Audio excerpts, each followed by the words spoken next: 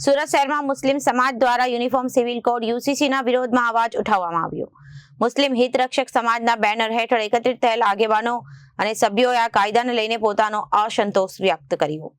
શહેરમાં મુસ્લિમ સમાજ દ્વારા આક્ષેપ કરવામાં આવ્યા છે કે પ્રસ્તાવિત યુસીસી કાયદો ધાર્મિક સ્વતંત્રતા પર અસર કરી શકે છે અને સમાજને તેમના ધર્મ અને મઝહબથી દૂર કરવાની કોશિશ છે। તેઓએ જણાવ્યું કે ભારત એક વિવિધતાવાળું દેશ છે જ્યાં દરેક ધર્મ પરંપરાને માન્યતા આપવામાં આવી છે, ત્યારે આવા કાયદા દ્વારા આ વિવિધતાને નુકસાન પહોંચાડી શકાય છે।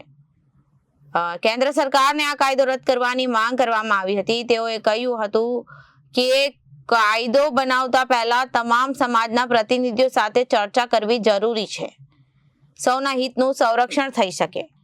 વિરોધના અંતે પ્રતિનિધિમંડળ દ્વારા જિલ્લા કલેક્ટરને આવેદનપત્ર પાઠવી પોતાની માંગણીઓ રજૂ કરવામાં આવી હતી। આવેદનપત્રમાં યુસીસીને રદ કરવા માટે તેમજ સમાજની ભાવનાઓને ધ્યાનમાં લેવાની વિનંતી કરવામાં આવી છે। આ મુદ્દે આગામી દિવસોમાં વધુ વિરોધ થવાની શક્યતા વ્યક્ત કરવામાં આવી છે। આજ રોજ ગુજરાત મુસ્લિમ હિતરક્ષક સમિતિના નેજા હેઠળ કલેક્ટર શ્રી સુરતને આવેદનપત્ર આપવામાં આવ્યા છે।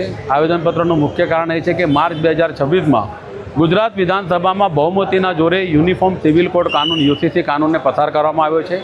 જે કાનૂન એ મુસ્લિમ સમાજના એના શરિયતી કાનૂન અને જે વર્ષોથી કુરાનના કાનૂનને ફોલો કરે છે એનાથી દૂર કરવાનો પ્રયાસ છે। અને એક સાચો મુસ્લિમ જેના માટે એનો અલ્લાહ એક છે, એનો નબી એક છે, એનો કુરાન એક છે, એ ક્યારેય આ કાનૂનને સ્વીકૃત કરી શકે નહીં, ચાહે સામાજિક સંબંધોની બાબત હોય કે મિલકત વહેંચણીની બાબત હોય। આ દરેક બાબતમાં અમને અમારા ધર્મ, અમારા મઝહબના કાનૂનથી દૂર કરવાનો સરકારનો પ્રયાસ ક્યારેય કોઈ મુસ્લિમ થાકી નહીં લે, એના માટે સમગ્ર ગુજરાતના મુસ્લિમોમાં ખૂબ આક્રોશ સાથે વિરોધ છે। ગુજરાત મુસ્લિમ હિતરક્ષક સમિતિ એ ગુજરાતની તમામ મુસ્લિમ સંસ્થાઓને એક સાથે રાખીને એના નેજા હેઠળ આ કાયદો રદ કરવામાં આવી માંગ સતત કરી રહ્યો છે।